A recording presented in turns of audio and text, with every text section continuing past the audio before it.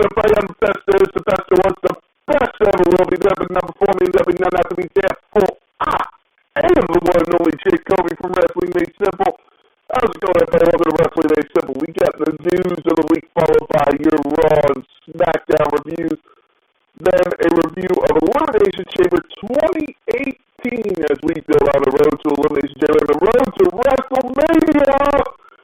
We also have my WrestleMania card right now as I see it.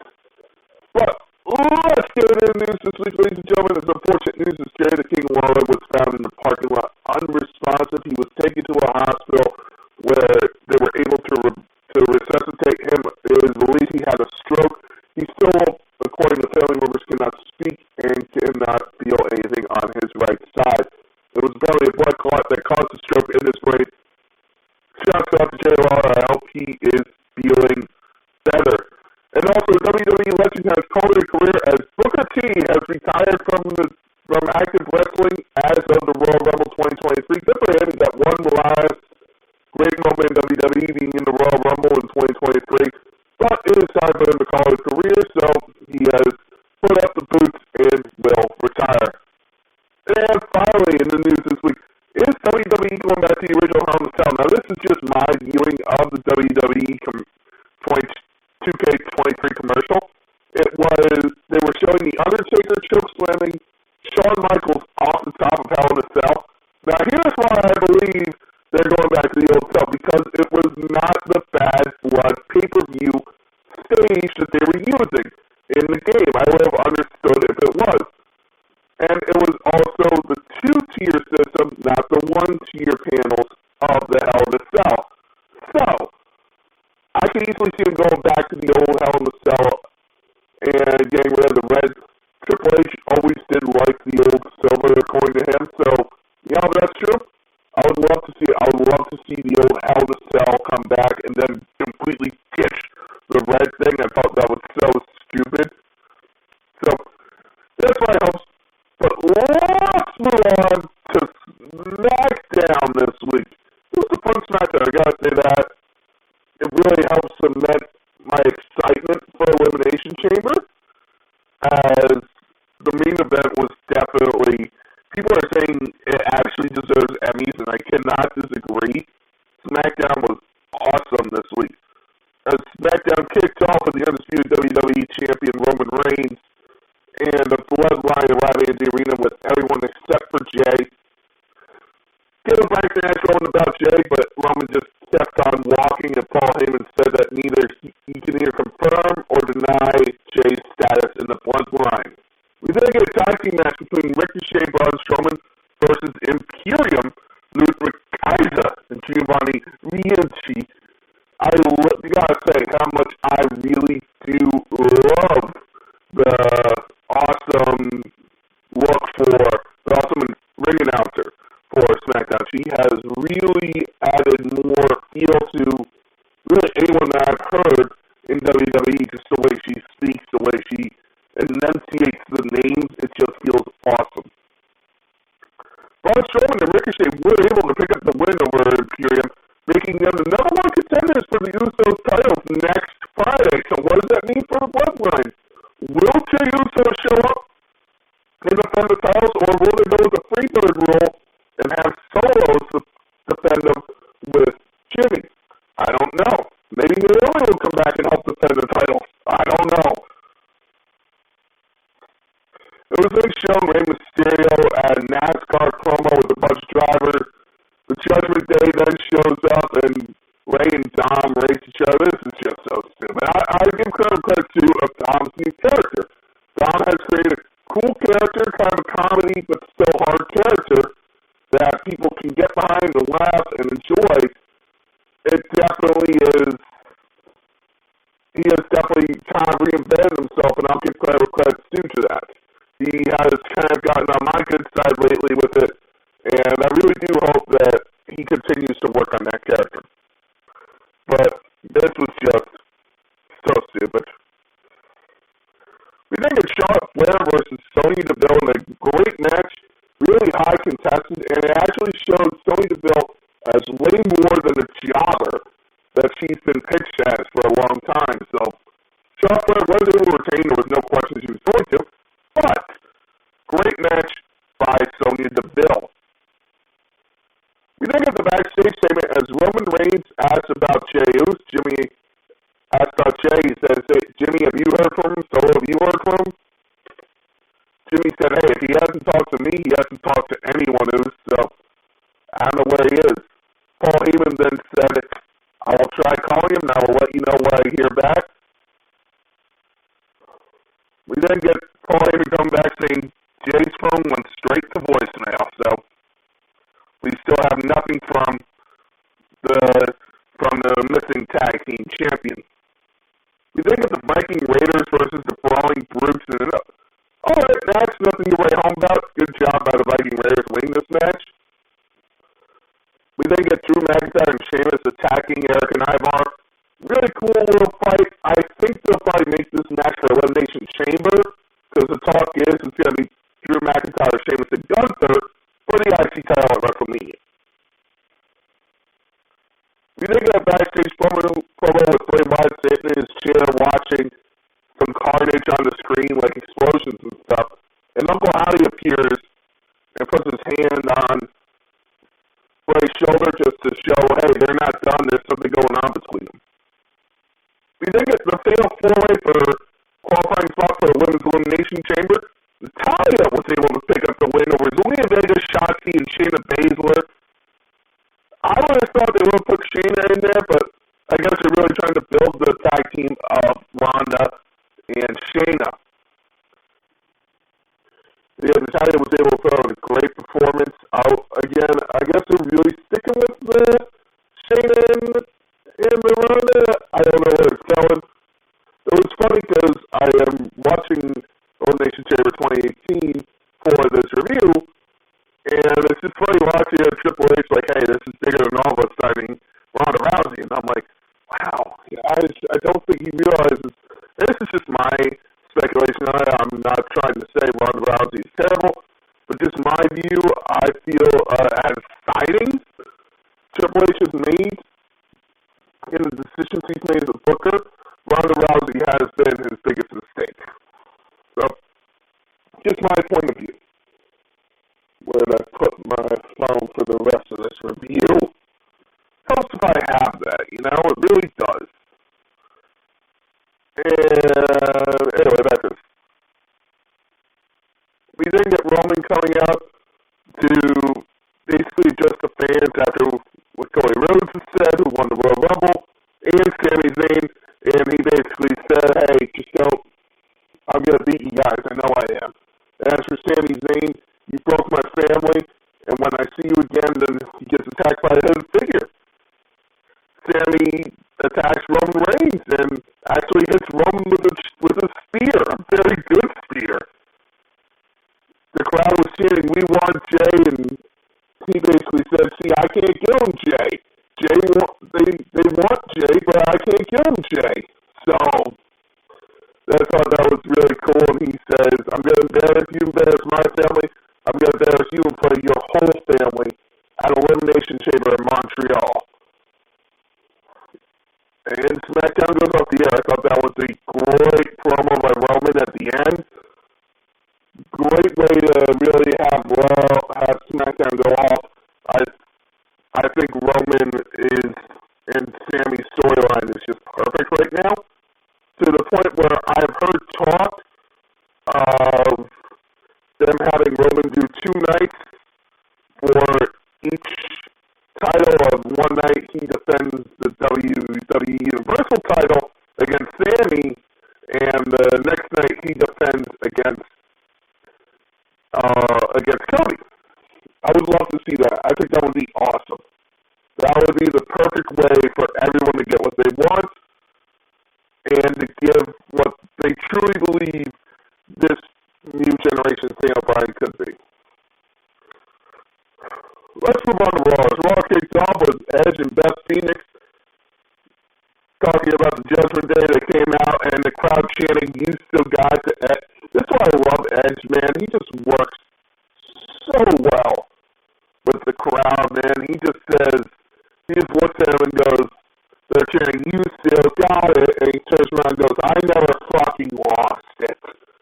I love that. That's awesome. It was then announced that they won a challenge. Then in Rhea at Elimination Chamber, Dominic said they agree. You then had, I love this. You then had Beth Phoenix a Grand Slam on Dom.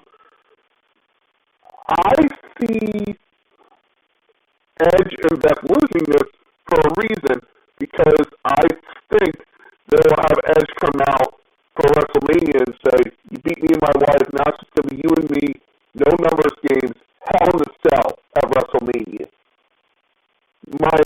My idea. We then get Damian Priest versus Angelo Dawkins in a great match. It really had those moments of like you thought Angelo was really going to win it, and you had him hit a actual amazing swanton. I did not see that coming. He had a great swanton, and Damian was able to kick out, and all you see is just Dawkins holding his head going, what do I have to do to beat him? That was the perfect sell that. I loved it. I thought it was perfect for that moment to have him just go, what do I have to do to win this? We then get Chelsea Green asking why she's in a women's elimination chamber match. Adam Pearce basically says, everybody deserves an opportunity, so I'll put you against one of them, and then we'll talk. One woman in the elimination chamber match.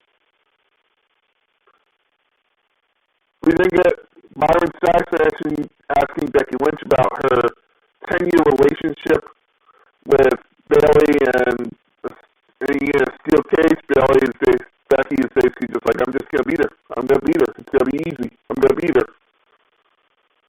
We then get Dexter Lumis versus Baron Corbin, and you would have Dexter Lumis as he pick up the win here in a quick match. Probably, it's not Dexter's fault, but it was probably the worst match on Raw tonight. Still a fun match, but definitely not the best match. After the match, JBL walks out on Corbin, and apparently their partnership is over. That didn't last long. That escalated quickly. We then get Brock Lesnar coming out saying from the Royal Rumble, he got his ass thrown over the top rope by Bobby Hughes, and he basically said he can't stop thinking about Bobby, and this is one of the most fucked up lines of things he's ever delivered, is he says, I called in to bed with my wife 4 to 5 hours. About 4 or 5 hours later, all I could think of is Bobby Lashley. Lashley then took a multi-million-dollar contract for a match against Brock Lesnar and called out Bobby if he has the balls. Bobby then went over the history of how he pinned Brock in their first meeting and then Brock pinned him. But at Elimination Chamber, he said his manager and his lawyer go look it over for him. And Brock just basically just took Bobby and said, all right, fine, then I'm going to F5 you right now.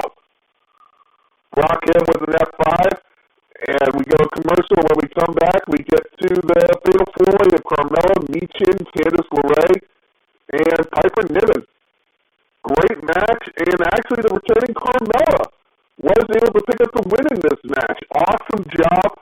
Really enjoyed it. Thought that was a fun match, and Carmella was definitely surprised. I did not see that coming for her to win this. Carmella able to pick up the win and move on to Elimination Chamber, so the field is set for that match. It's Asuka, Liv Morgan, Raquel Rodriguez, Natalya. We're making sure I'm getting it right. Natalya, Liv Morgan,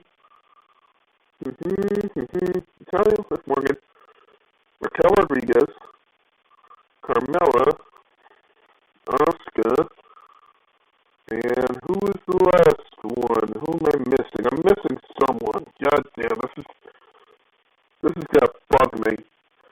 Who am I missing? Because I have got to be missing someone. It'll come to me. Anyway, we then move on to on to the backstage segment of JBL ending his partnership with Baron Corbin, saying you're a clown and you don't belong near me, you can't polish a turd. I don't know what this means, but hey, I'm ready for whatever they go with Baron Corbin. I thought the JBL partnership was actually working, and I enjoyed it, so I don't know what they're doing.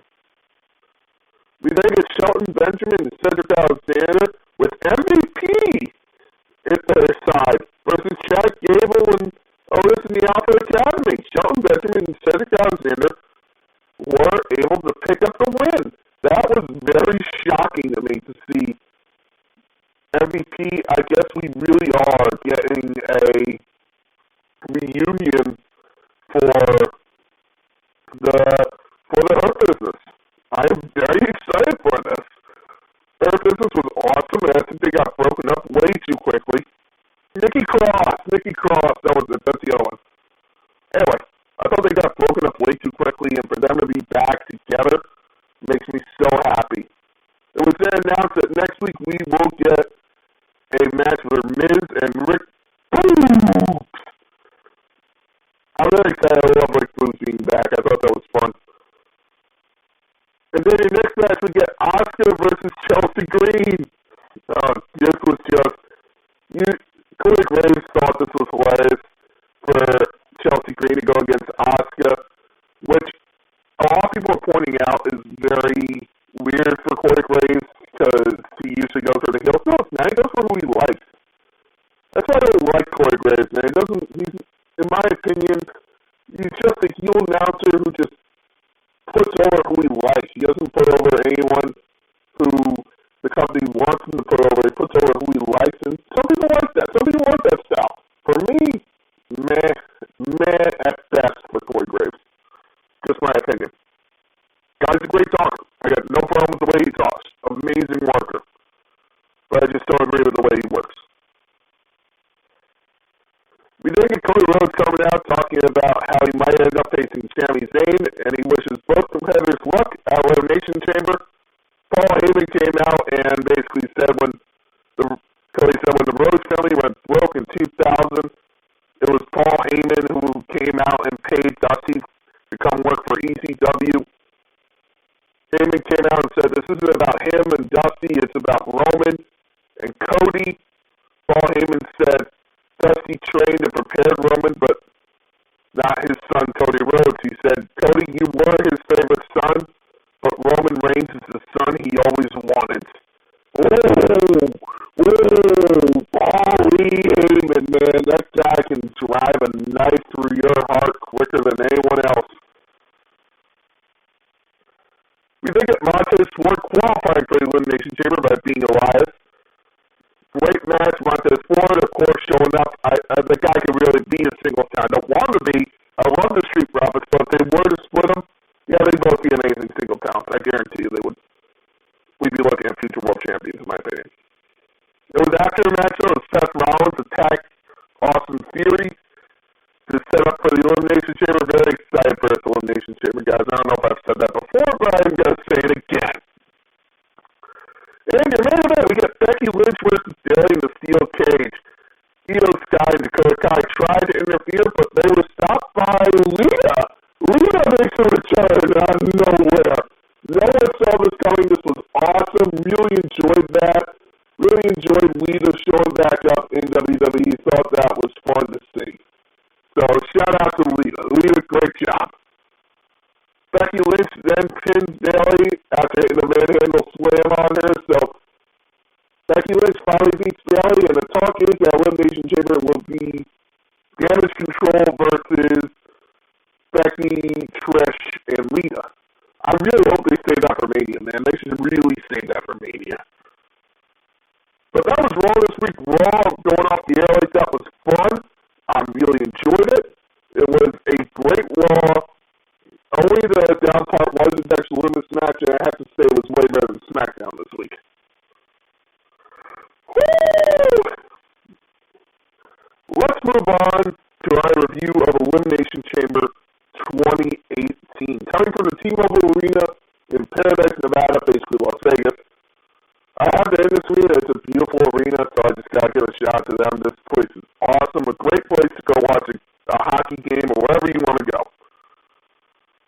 It kicked off with Luke Gallows and Carl Anderson versus the Miz Taraj. Luke Gallows and Carl Anderson were able to pick up the win. And that's basically it for that match.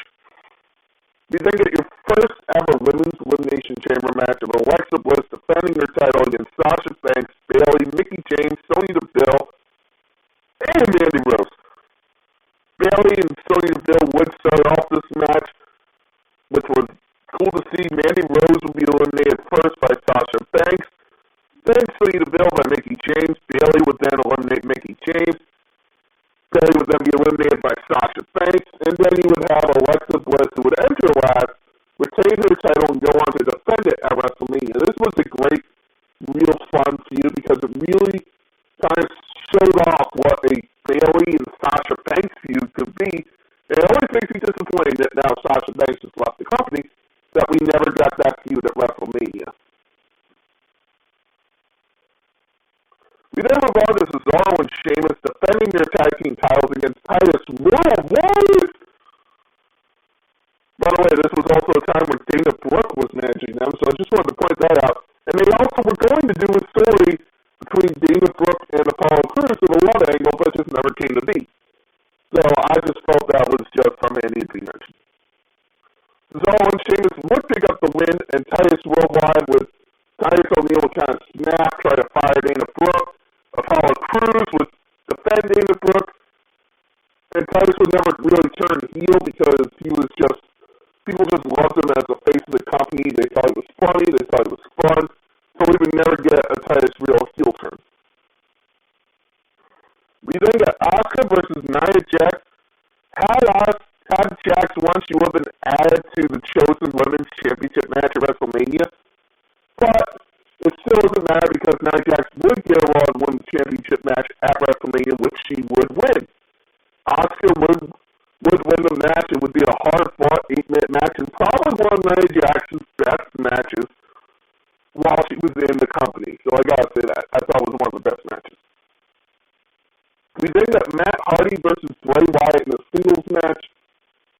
Fun match, but it wasn't the Ultimate Deletion, which we would get on the Raw before WrestleMania to set up Bray Wyatt's face turn. A-Cream as the leader of Worlds, which would go on to win the Raw Tag Team Championship. So, fun match, but still just leaves something to be desired. And I honestly think they should have had the Ultimate Deletion match at WrestleMania, but because it was a cinematic match, it worked better on Raw. We then get the Elimination Chamber match to see who will face Brock Lesnar at WrestleMania. This was also the first Elimination Chamber to feature more than 6 men. I want to point that out. It features 7. As The Miz, Finn Balor, and Seth Rollins would start it off, no one would really get eliminated until Braun Strowman would come in, and he was the second to last entrance, so you would basically have 6 men in the ring with still 1 man left to enter, who would be Elias for winning a gauntlet match, which proved Seth Rollins to be an Iron Man. Seth Rollins would become the Iron Man of the gauntlet matches. It still is. So you would basically have The Miz be eliminated by Braun Strowman, Elias be eliminated by Braun Strowman, John Cena, who would say this is his last chance to go to WrestleMania and have a match there, which I also wanted to point out. And I think it was either Wrestle Talk who pointed out that said that he does know he could just enter the Andre the Giant Battle Royal, right? I thought that was funny. He would then eliminate Finn Balor as it would be a showing for Strowman. It would be a really cool showing to show what this guy could do. And I wish he got a better push than what he got. He should have won the Universal Championship at this point. Not at WrestleMania, that should have been Roman's day, but Roman should have won it at Mania, and then Braun Strowman, with his money in the bank, should have won it at SummerSlam. Just my opinion. Seth Rollins would then be eliminated by Braun Strowman, and then Roman Reigns would finally eliminate Braun Strowman.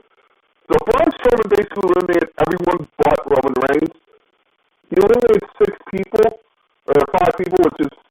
records for the Elimination Chamber. The only one who's been able to tie it is Shayna Baszler. At next year's, not the next 2 years later, at the Women's Elimination Chamber, to see who would go on to face Becky Lynch at WrestleMania 36. So, Roman Reigns stands tall and the crowd boos him once again. People hated Roman at this time, man. He was just hated. People did not want to see Roman go on to main event WrestleMania one more time. Let's move on to the WrestleMania card as I see it. First, your confirmed matches. Cody Rhodes versus Roman Reigns for the WWE Universal Championship or WWE Championship. I don't know which one's going to be, but it can easily happen.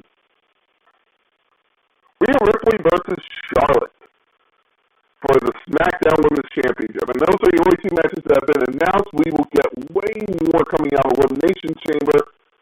Once the Elimination Chamber is set and the Women's Elimination Chamber matches done, we will know who Bianca Belair will be facing. I believe she will face Asuka. Right now, I have the Usos versus Sami Zayn and KO. I don't see that happening now.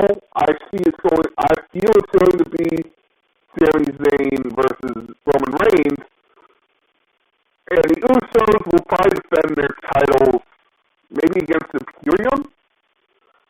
I don't know, but I can see that happening. We then get Gunther, Drew, and versus Sheamus, which is one of the talked about matches that has not been confirmed, but apparently is penciled in by. Most of this comes from Zero Wrestling News. That's, I believe, the site for them. And I've seen on Twitter, I've seen PW Insider kind of reporting a couple of these. I don't know if they reported all of them. My mind is very shot to hell, so please excuse me. But Gunther versus Drew versus Sheamus for the IC title. That's a match I can see happening. Finn Balor versus Edge. I see that happening in Hell in a Cell. Seth Rollins versus Logan Paul. Apparently penciled in for WrestleMania. Please, God, no. Just let Seth Rollins have a great WrestleMania match against someone else, anyone. Oh, you know what? Here's the match that I can see happening for the Usos. Dolph Ziggler and Ali versus them. That's what I can see happening. Bray Wyatt versus Uncle Howdy. I can easily see that one happening at Mania. If not, maybe they will go after a tag team titles. But I think Bray Wyatt needs a singles match to cement himself. Rey Mysterio versus Dominic Mysterio apparently has been penciled in for a long time, so yeah. Damage Control versus Ronda and Shayna for the Women's Tag Team Championship. Alright. Bobby Lashley versus Brock Lesnar to finish off the trilogy. That's what I easily can see happening. Becky Lynch versus Bayley to finish it off. One last match. Perfect. Riddle versus Orton. I would believe that would be either Falls Count Anywhere or a no DQ match.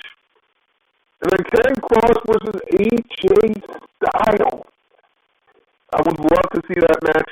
Or LA Knight versus Karen Cross. Either one of those could work. I hope AJ Styles is back by time for WrestleMania. I wouldn't be shocked if he isn't, but I think he should be with his broken ankle. I think he should be back. But that's a WrestleMania card as I see it right now. Let's go on to your WWE Drink of the Week. Like I said, we're going to be doing a lot of long-known iced teas for this month because they have 6 ingredients or more, which 6 men enter the Elimination Chamber. That's why I'm doing it. I thought that would be funny. So this is the America's iced tea. 1 ounce vanilla vodka, half ounce rum, half ounce gin, half ounce tequila, half ounce cherry vodka, half ounce grenadine, half ounce cherry juice, half ounce ginger ale, 1 ounce lime juice, 1 ounce lemon lime soda. You add a tall glass of ice, pour over all your liquors, then add all your non-alcoholic parts of the drink, and then you garnish with a lemon wheel and a cherry. stir it up to make sure you get a nice little drink, but then you just enjoy. Please drink responsibly. Do not drink and drive. Do not drink if you are under 21 in the United States, and do not overconsume on alcohol. And everybody, it is time for the food of the week. The best part of the show, we all love it. It's time to award this Foul of the Week to Rey Mysterio. I felt Dominic did deserve it this week. I felt his work on Raw was really too good to be pushed into this. Rey Mysterio with that NASCAR thing just really was terrible. Worst part of WWE this week, I hate giving it to a legend like Rey Mysterio, but I feel he deserves it. So, Rey, here's another award to add to your trophy closet. Uh-oh. Ladies and gentlemen, thank you very much for listening. I have been the big guy. This has been Wrestling Made Simple. Thank you so much. We are 1 week away from Elimination Chamber, so next week we will have our predictions, and then I will be covering every WrestleMania in California that I can on the way to WrestleMania. Have a great week in wrestling.